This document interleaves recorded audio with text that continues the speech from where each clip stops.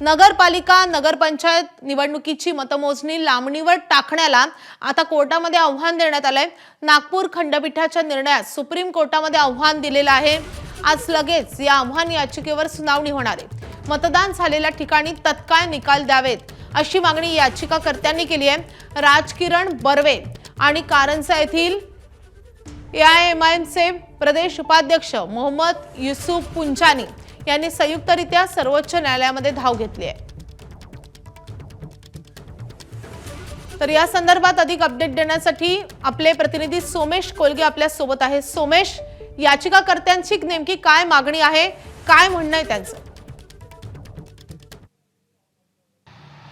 याचिकाकर्त्यांनी नागपूर उच्च न्यायालयाने जो निकाल दिला की आता एकत्रित सगळ्यांची मतमोजणी करा, आता तातडीने मतमोजणी करण्याचा कुठल्याही प्रकारचं कारण नाहीये, परंतु आता याचिकाकर्ते हे तातडीने मतमोजणी व्हावी ज्या निवडणुका झाल्यात तिथे, यासाठी म्हणून सर्वोच्च न्यायालयामध्ये आलेत आणि त्यांचं म्हणणं आहे की नागपूर उच्च न्यायालयाने निवडणूक प्रक्रिया सुरू असताना त्यामध्ये हस्तक्षेप करणारा एक आदेश दिलाय की सर्वसाधारणपणे निवडणूक प्रक्रियेत अशा प्रकारे हस्तक्षेप करणारा आदेश हा दिला जात नाही किंवा दिला जात नाही असा एक दंडक आहे किंवा द्यायचा नसतो, पण तरी सुद्धा नागपूर उच्च न्यायालयाने असा आदेश दिलाय। तर त्यामुळे इलेक्टोरल प्रोसेस जी ऑलरेडी सुरू झाली आहे ती डिस्टर्ब होते।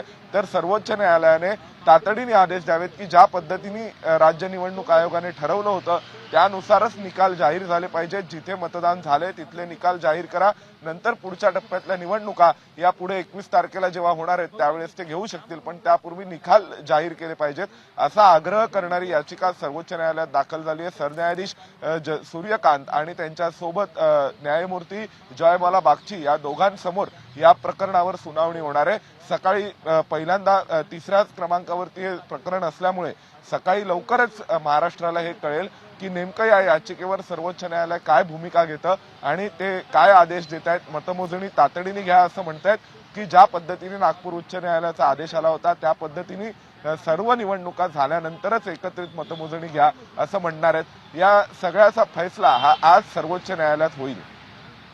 नक्कीच या सुनावणीकडे आपले लक्ष असणार आहे, कारण थोड्याच वेळात ही सुनावणी होऊ शकते। मात्र सोमेश, हे जे याचिकाकर्ते आहेत त्यांची जर मागणी मान्य झाली तर याचा एकूणच या प्रक्रियेवर कसा परिणाम होऊ शकतो? जर या मागणी मान्य झाली तर जे आता साधारणपणे अजून 15 दिवसांचा कालावधी आहे नागपूर उच्च न्यायालयाच्या आदेशानुसार तिथे मतमोजणी करण्यासाठीचा, तर तो कमी होऊ शकतो आणि कदाचित सर्वोच्च न्यायालय म्हणू शकतं की तातडीने तुम्ही याबाबत मतमोजणी सुरू करा आणि मतमोजणीची प्रक्रिया राबवून निकाल जाहीर करा।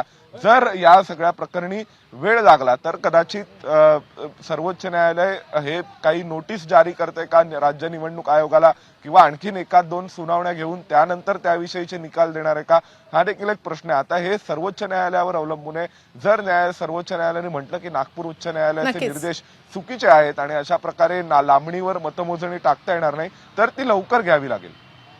नक्कीच सोमेश, तुम्ही राहाच आपल्यासोबत। मात्र याचिकाकर्ते राजकिरण बर्वे सध्या फोनवरून आपल्यासोबत आहेत।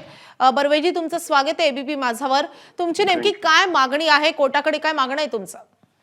हे जे त्यांनी जे इलेक्शनचे चुनाव आयोगाने जे 21 तारखेला हे केलं आहे रिझल्टचं, ते मागणी आहे की लवकरात लवकर करावे त्यांनी।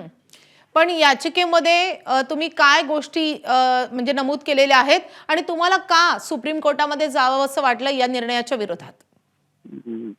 ते इलेक्शन झालंय आमच्या नगर परिषद, काही पूर्ण महाराष्ट्रामध्ये नगरपंचायतचे इलेक्शन झाले आहेत। आमच्या इथे येरखेड्याच्या नगरपंचायतचे इलेक्शन झाले, मी नगराध्यक्ष पदाचे उमेदवार आहे।